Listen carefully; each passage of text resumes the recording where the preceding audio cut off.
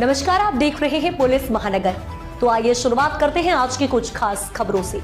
मुंबई में ट्रेन के डिब्बों से ZS कपलर चोरी करने वाले 4 आरोपियों को बाड़ी बंदर RPF ने गिरफ्तार किया है। आरोपी यात्रियों की सुविधा और सुरक्षा को ताक पर रखकर रात दिन ट्रेन के ZS कपलर निकालकर बेचते थे ताकि उस पैसों को अपनी अय्यासी पर खर्च कर सकें।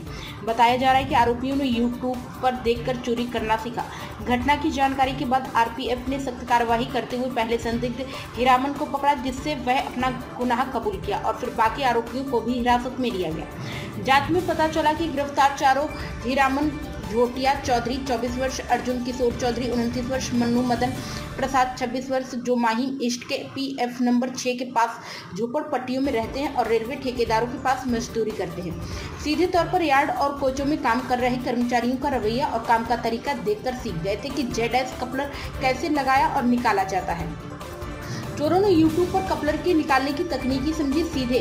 चौथा आरोपी सुमरण गंगा राम गुप्ता 44 वर्ष, जो माहिम वेस्ट में भंगार की दुकान चलाता है, गिरोह का लीडर और ठिकाने लगाने वाला निकला। वह जगह और तरीका बताता था और चोरी किए गए कपलरों को बेचना और ठिकाने लगाने में मदद कर रहा था। जांच से यह भी सामने आया कि आरोपियों ने केवल यार्ड में देखकर ही नहीं बल्कि YouTube पर उपलब्ध वीडियो देखकर चोरी की तकनीक की बारीकियां समझी और अभ्यास किया कि किस तरह कपलर निकाला जाता है और उसे तुरंत कैसे ठिकाने लगाना है।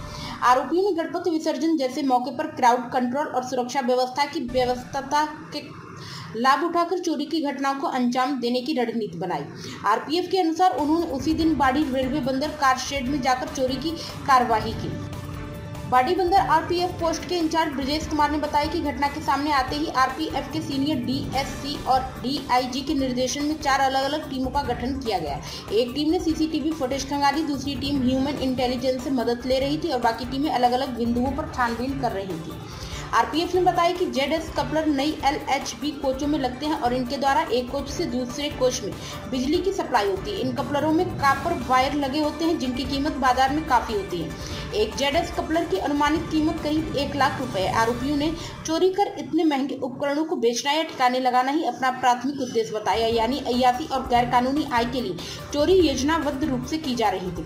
ब्रजेश कुमार ने जानकारी देते हुए कहा कि आरोपियों के खिलाफ RPUP की संबंधित धाराओं के तहत आवश्यक कानूनी कार्यवाही की गई और चोरी किए गए कुछ कपलर और अन्य अहम दस्तावेज या सामग्री जब्त कर ली गई है। अब तक की खबरों में बस इतना ही। ऐसे ही खबरों के लिए बने रहें हमारे साथ। तब तक के लिए नमस्कार।